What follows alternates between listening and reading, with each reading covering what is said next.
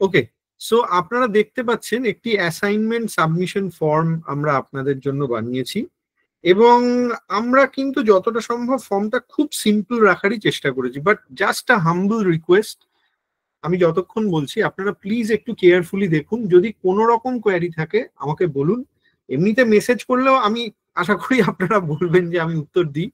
কিন্তু আগামী কয়েক সপ্তাহে আবার হয়তো আমরা আরেকটা কিছু নিয়ে ভীষণ ব্যস্ত হয়ে পড়তে পারি, সেটা ওই হয়তো সেই চমকেরই অংশ। তো সেজন্য একটু আপনারা দেখে নিন ব্যাপারটা।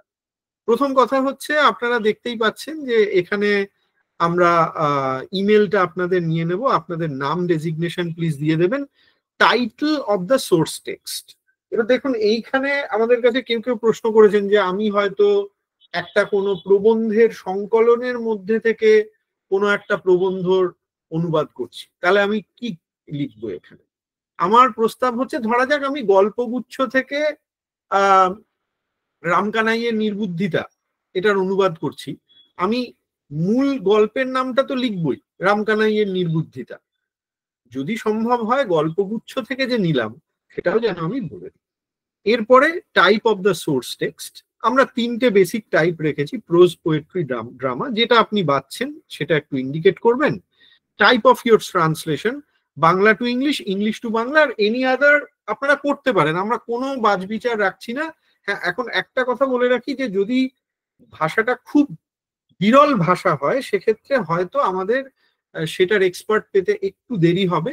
সেক্ষেত্রে আপনারা আমাদেরকে একটু সময় দেবেন সেটার এভালুয়েশনের ক্ষেত্রে। কিন্তু আমি ধরে নিচ্ছি বিভিন্ন কারণে Bengali to English, English to বেঙ্গলিটাই আমরা বেশি পাবো।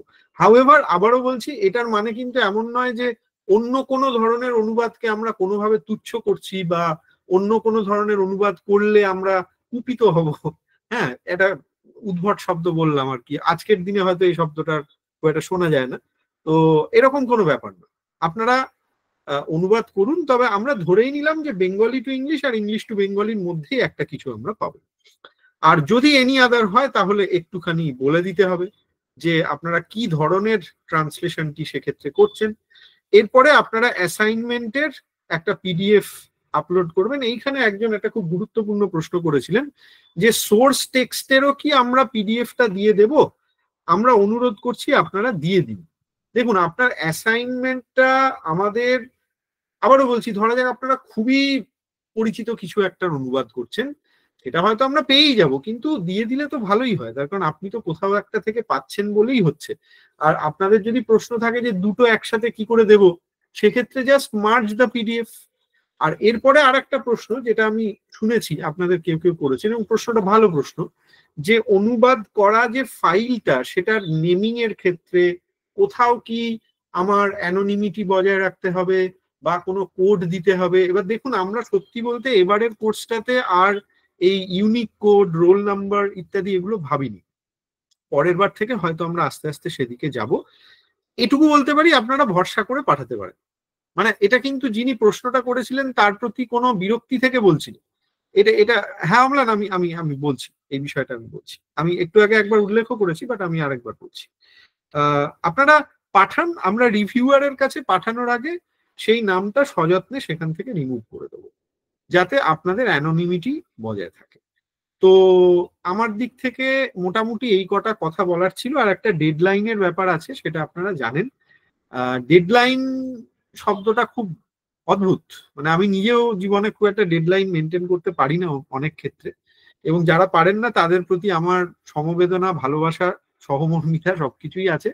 তবে একটা অনুরোধ করছি, আপনারা দেখুন, মানে আশা করি আপনারা বুঝেছেন যে আমরা ভীষণ ভাবে একটা সেই একটা একটা প্রবাদ প্রতিম গল্প আছে যে ইউনিভার্সিটি অফ ক্যালকাটাতে স্যার আশুতোষ যখন দায়িত্বে ছিলেন, তখন কোনো একজন মাস্টারমশাই একটা ভয়ানক প্রশ্ন করেছিলেন যার কেউ উত্তর দিতে পারছিল না, এবং তখন স্যার আশুতোষ সেই মাস্টারমশাইকে ডেকে বলেছিলেন যে এটার আপনি উত্তর করুন তো।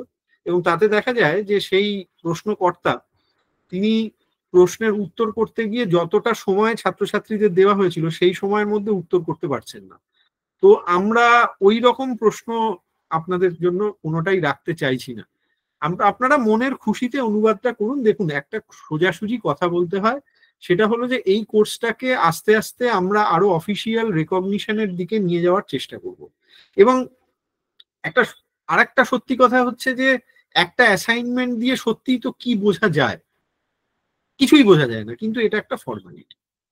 আমরা ভবিষ্যতে দেখাতে পারবো যে আমাদের পার্টিসিপেন্টরা শুধুমাত্র এসেছেন, রেজিস্টার করেছেন এবং সার্টিফিকেট নিয়ে চলে গেছেন, ব্যাপারটা এরকম নয়। তারা কিছু একটা কাজও করেছেন, এটুকুই। এর জন্য আপনাদের বলা, এটাকে আপনারা যতটা সম্ভব রিল্যাক্সড ভাবে আনন্দ করে করুন। আমাদের কোনো মানে ভীষণ রকমের নৃশংস রিভিউ হবে এরকম কিছু নয়। আপনারা মনের খুশিতে করুন কাজটা। আর সর্বান তো আমাকে নানা সময়ে নানান রকমের চ্যালেঞ্জিং প্রশ্নের সামনে ফেলে, সেটা আমি খুব পছন্দই করি।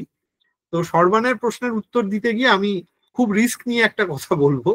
সেটা হচ্ছে যে কপিরাইটের অধীনে কোনো কাজকে যদি আমরা অ্যাসাইনমেন্টের জন্য বাছি, আমার মনে হয় যে অ্যাসাইনমেন্টটা যতক্ষণ না সেক্ষেত্রে কোথাও পাবলিশ হচ্ছে, কপিরাইটের অসুবিধাটা বোধহয় আসে না, তাই না?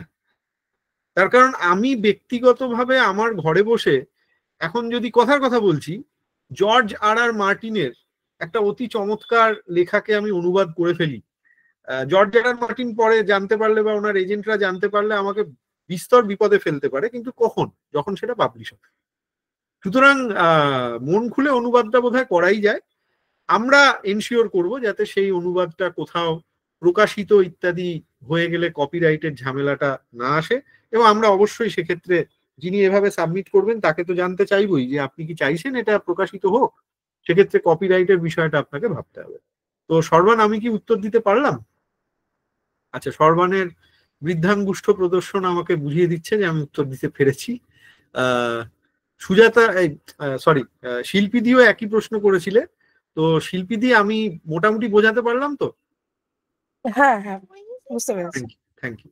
আচ্ছা গৌতম দা, তুমি কি এবারে বলবে, নাকি আমি আমাদের ওই একটা অ্যানাউন্সমেন্টের ব্যাপারটাও সেরে নেব?